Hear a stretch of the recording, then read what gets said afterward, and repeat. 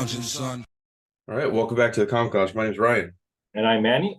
And today we're going to be talking about a book that came out this week, Night Terrors. So this is usually something I complain about when publishers do this. I'm not huge on them stopping the regular line of books to create 2-issue series on a bunch of different things. I'd rather it just be 2-part arcs within the regular title. That's my opinion. And maybe some one-shots. I'm not especially because it's not even written by the creative teams for the most part. I think Green Lantern is written by Jeremy Adams. I looked at that one. It's like getting a 2-month break from the regular series too. And it's the entire line of DC books with the exception of a few things World's Finest, which is not tied to the main narrative. Besides all that, I'm a huge Joshua Williamson fan, so I was always gonna kind of check out the book and at least the main storyline, because that's a huge buy-in for 2 months, which is I think 24 comics. No, 23. 23 comics each month, and that's maybe more the second month. I'm just looking at the month one checklist. It's 23 different comics, and again, I know that you don't always need to buy every single issue. They make it so if you want to follow this character, you can, but the main narrative will always be told in the main storyline. But at first I thought this was issue 1 when I looked at it, but it's First Blood, so I don't know why it's not just called issue 1 of the book. It's done by the creative team of the title, but this is what Williamson does best, is horror, I think. I mean, it's not to say that I don't think he writes good superhero comics, because I think he does. I think his DC stuff is phenomenal. All of the stuff he's done has been great, whether it's his awesome Flash run. He's doing Superman now. He's doing Green Arrow now. He's done a little bit of Batman. He did a Robin series. His track record's great with superheroes, but horror is he really his Nailbiter series is great. Dark Ride, which is coming out now. He's done Ghosted. He's done a lot of horror, so it's cool to see him kind of mix that into DC, which is not something you necessarily see in the superhero line. You don't really see a horror bend, unless it was Vertigo. Vertigo would take the superheroes in a horror bend.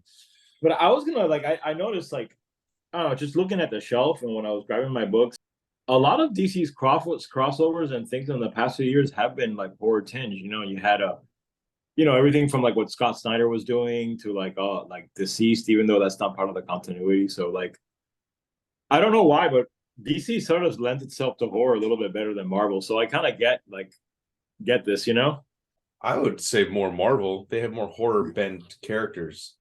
Oh, you mean the Super DC? Yeah, they have a whole section of horror. I mean, I guess there are some, but they're not main characters.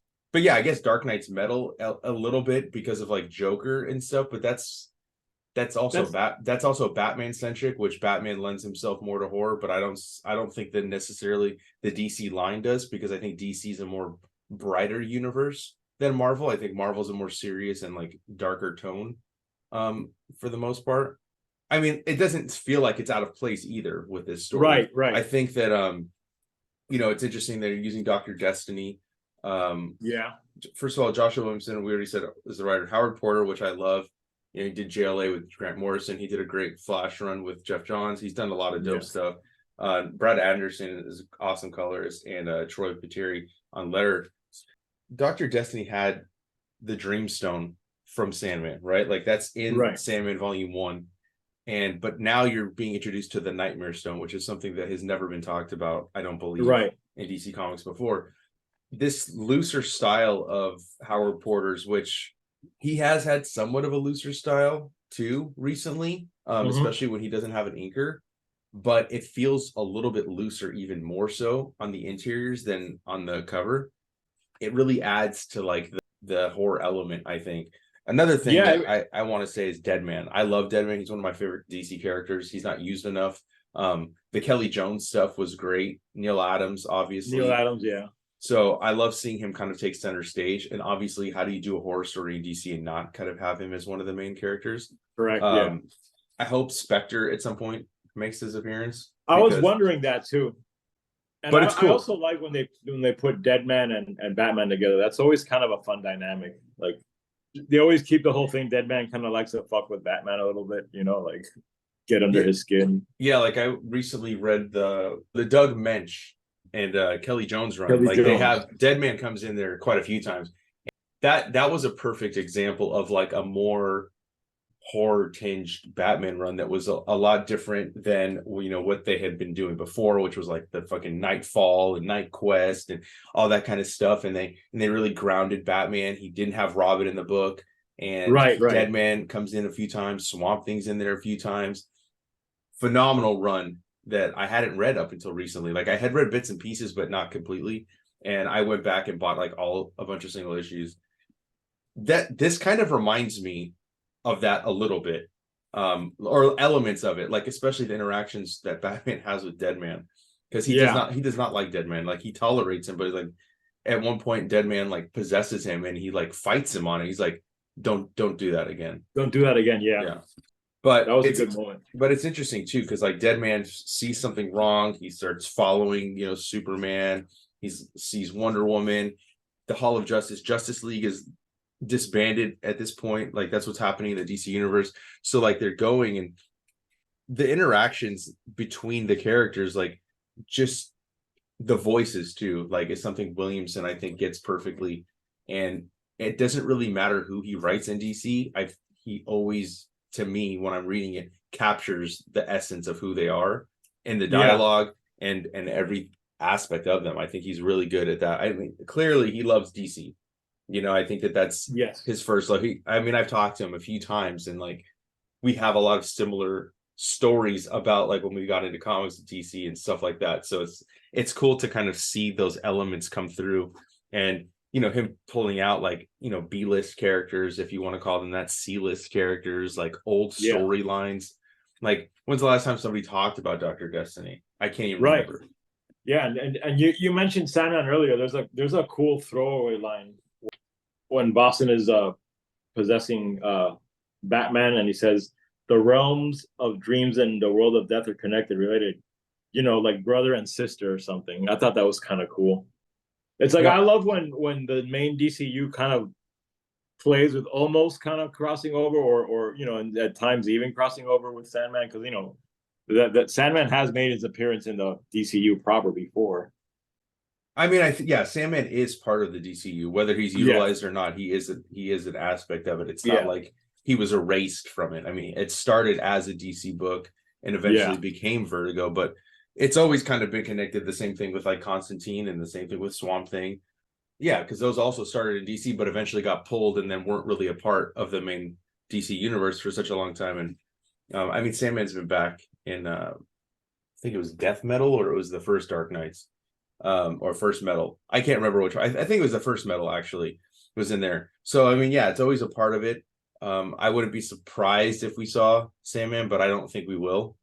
I don't think they're gonna have that. You see the chaos that's starting. I mean, like this image too of Dr. Destiny just like strapped to this table, it's pretty gruesome, man. Yeah. And it does have a nightmarish, like Nightmare on Elm Street kind of feel to it too, that I like. Everything is like like dreamlike when and things are not normal, to say the least. And then you get Amanda Waller in here too. Yeah, because I think for the most part, this new initiative at DC, the Dawn of DC. For Dawn of DC, I think she's going to be like the villain of the overall thing. I think it was in the prelude for Free Comic Book Day. It's been a little bit throughout. She's in Titans, she's got her new squad. Her whole point is that she wants to take out superheroes. She wants to kill them all. And obviously she's going to make an appearance. I mean, I don't think she'll be a huge factor. I could be wrong, but I think she's just there to like witness it, kind of, right. And then if you're going to make her part of the overall big story going forward, it's smart to have her involved in this crossover too. Yeah. I still find it odd when I see Harley Quinn kind of like teaming up with the heroes. I'm not mad about it. I'm fine with it. I'm fine with her being like the kind of the Deadpool of the DC universe. That's fine with me. I think she's a great character. So like that it's still weird though when she's like next to Batman fighting it. I still like, it's hard for me to wrap my head around it that he's cool with it. But yeah, because I mean, you know, she's a serial murderer, yeah, like but whether she's been I don't think rehabilitated. she's actually murdered. I think she's just a part of it with Joker. I Yeah, don't think she's ever actually killed anybody, but yeah, I mean, she was with Joker while he was on his crime sprees. So yeah, she's committed plenty of crimes to plenty where of felonies. Batman Yeah, should not have fucking teamed up with her. But I do like the moment uh when you see Boston, Deadman possessing Batman, the look in his face, because yeah, Deadman is that's not Batman panicking, that's Deadman inside, like feeling something very powerful, very dangerous, as he says. And the scene or this part right here, when Batman's like spitting him out, yes, I love that's that. yeah, that's fucking awesome. That's what I like. One of the things I did love about this issue is like you said earlier, this sort of different style that Porter has, like because for me, I mean, I'm used to seeing him draw like really pristine, like almost godlike superheroes. I mean, my introduction to his art was the JLA series he did with Grant Morrison, where everything was like very clean, very crisp, and this is so different. It's completely atmospheric. It borders on the surreal sometimes. Yeah, I guess for me, I've been reading his stuff like consistently. So when he does, like, I've never stopped. He's always doing DC. So like I've Yeah. watched it get to this point. So for me, it wasn't that jarring, or Yeah, it to wasn't me like it that wasn't, different. and I like that. I mean, it was a good way for me to realize, wow, like his art has changed because I've been slowly getting back into DC, mostly because of all the recommendations you've been giving me. So, Mhm. like I think I need to go back and read some of this stuff that I've missed, but I am glad to see that A, he's still doing, like really good work at DC, and B, that he's changing up his style and doing a story like this. So there is a moment too where you get this girl, right? Like, and then she's who is talking to Amanda Waller, but I don't know. Is she somebody important? Is she just some random when she's like Trinity of Left, Ground Zero, and Hurry? And then you see Amanda Waller. She's got all her cameras on all the Yeah. different heroes. But she like says to Peacekeeper One, like shine a light on whatever they're up to for me, will you? And like then it's it. Like that's the only appearance she has. And then you go back and you see Deadman next to Batman. He doesn't even know he's there, but don't fall asleep. If he finds the Nightmare Sun, it'll be the end of everything. And that's Dr. Destiny saying that. And then he's just dead. And you just see this husk and you see a voice coming out of him, but it's not Dr. Destiny. And I think that like when you see the spiders start crawling out of his face, like, Dude, that's creepy. And then the this part here, like the slash splat, like I mean, it's yeah. there's like body horror going on here too, like bodies being ripped apart. Like it's at this point we're in full on horror mode. This is a horror movie. It's like a Nightmare on Elm Street. It's like almost like it's sticking like a Freddy Krueger like character into Mhm. this world, and like what and that alone is a cool idea. I mean, like if you want to break it down to that, like the DC heroes versus Freddy. I mean that it's kind of cool, especially if they're taking that kind of approach, like a dream kind of guy. Yeah. And I'm not like a huge horror fan. I think I probably like horror comics more than I like Then horror movies. I It's get just you. I've never been into them. Like to Yeah, me, I find them more comical than I do scary. Like I'm looking and at them like most of them, yeah, this is idiotic. Like how are you guys like not realizing what you're doing kind of deal? And like right, even as a right. kid when I watched Chucky, I'm like, just kick it.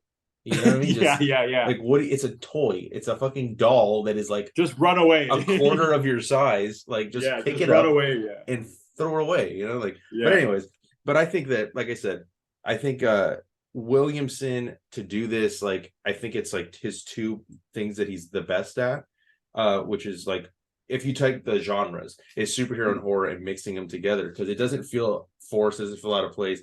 I love seeing Zatanna come into the mix, and Same. I love, Detective Kim. yeah, but I love because she's always when she's casting her spells, she speaks backwards, right?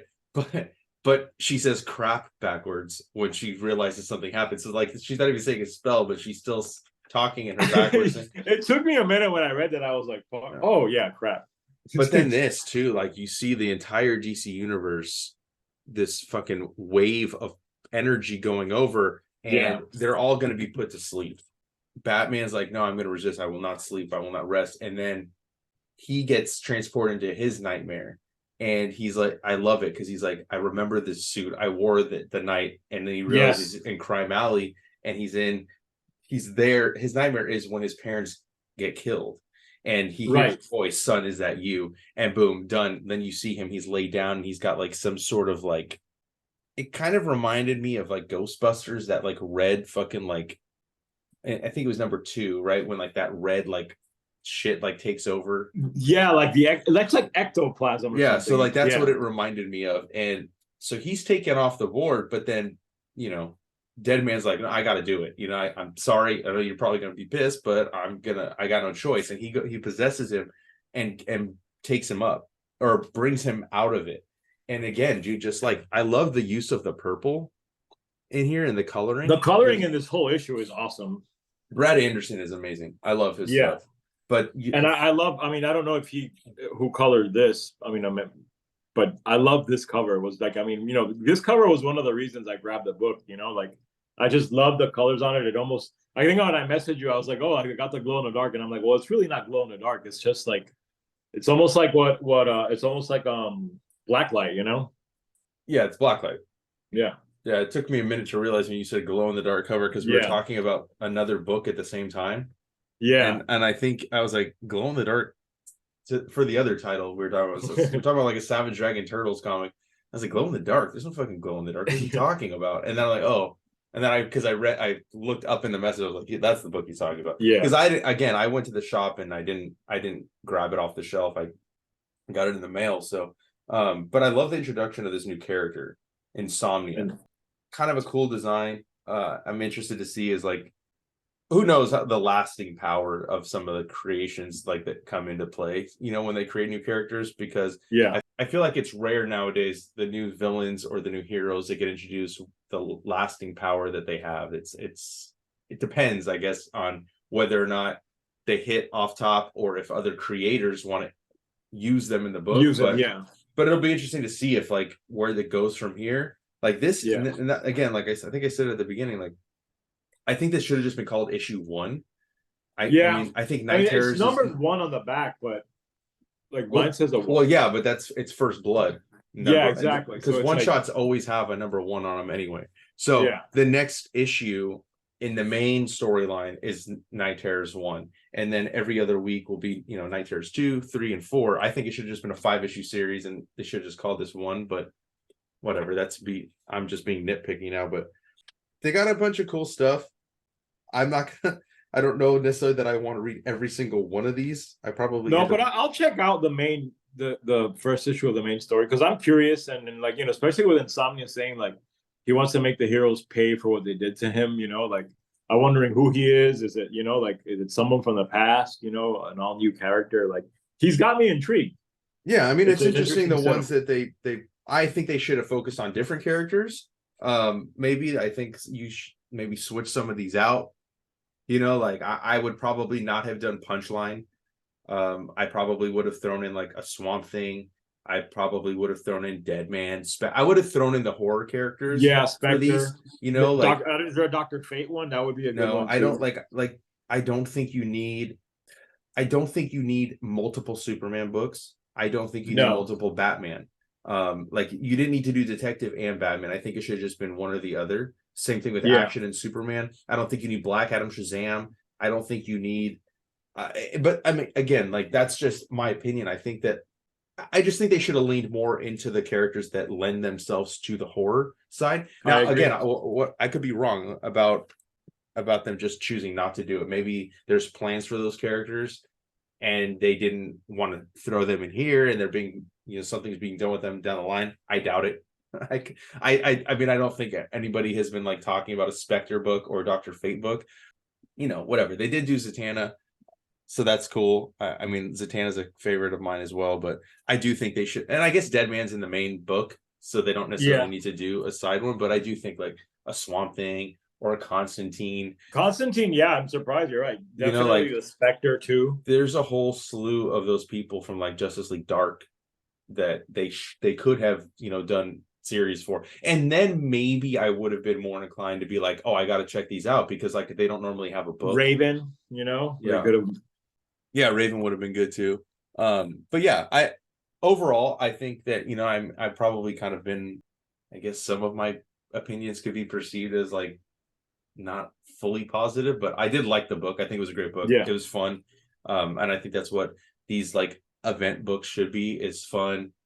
I also just don't think there should be a huge buy-in, because like sometimes people, like, there are those readers that are like, man, I got to get everything, so because I got to know the whole story. But I think that Right. what is important to always remember for anybody that's listening or watching with these events is like, you don't need to fucking pick up every single one. Just pick up the one main event if you want to know the main Yeah. story. The rest of it is just additive. Like it's not like you're gonna miss out on something. That's what I always tell people in the shop. When I'm recommending this, I'm like, oh, it's a great event book, but you don't need to get everything. Like just get what stands out to you, the characters that you like. Because maybe you don't like. I don't know who Angel Breaker is.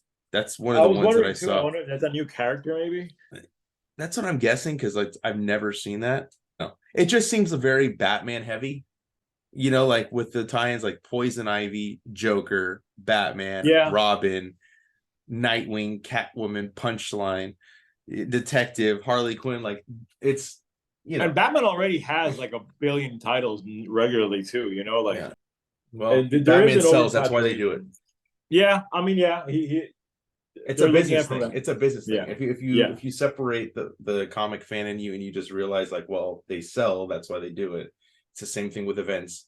I think Joe Quesada said that years ago when people were like, oh, we have event fatigue. And I think Marvel went a whole year with no events. Like it's not like readers like switch to other stuff. Their numbers dropped a little bit, right? Yeah. And then they bring events. So it's like events sell. And it's so much of that is so prevalent in the comic book industry. I know this is going off on a different topic, but same thing like variants. Like people complain that there's too many variants, but there's a reason that they keep doing them. Because people keep buying them. So if people don't want that many variants to come out, don't buy them. Just you have to stop buying them, or else they'll keep publishing them. Anyways, Night Terrors, First Blood was a really dope book, really fun. Love Williamson, love Porter. So to see them collaborate again, because I think they did some Flash issues together during his run. Definitely worth picking up, definitely worth checking out. And probably talk about this, maybe the series when it's done. The rest of it. I'm definitely gonna. I added like the regular one to my pull list, and then if I see any of the other ones that look interesting, like I might grab the Nightwing one just to see, because I love Nightwing, and might grab the Titans one if it looks interesting. But I'll definitely grab Night Terrors #1 and see where this goes. I think it's worth picking up. Yeah, I want to see who Insomnia is, and what the deal with him is, and the idea of the Nightmare Stone is also really cool. No, I'm interested to see like if this leads to other stuff down the line. Or it seems like it will, because you're adding something to the lore. I mean, the Dr. Destiny and his stone is already a big lore element to DC. Adding the Nightmare Stone to it is kind of like opening it up and adding a whole new level to it. So, it's cool. Yeah, I'm excited. I'm excited to see what comes from this for sure. But if you go check out the book, make sure you follow us. Links are down below. Hit the subscribe button so you're notified every time a new vid drops. And on that note, we're out. See you next time.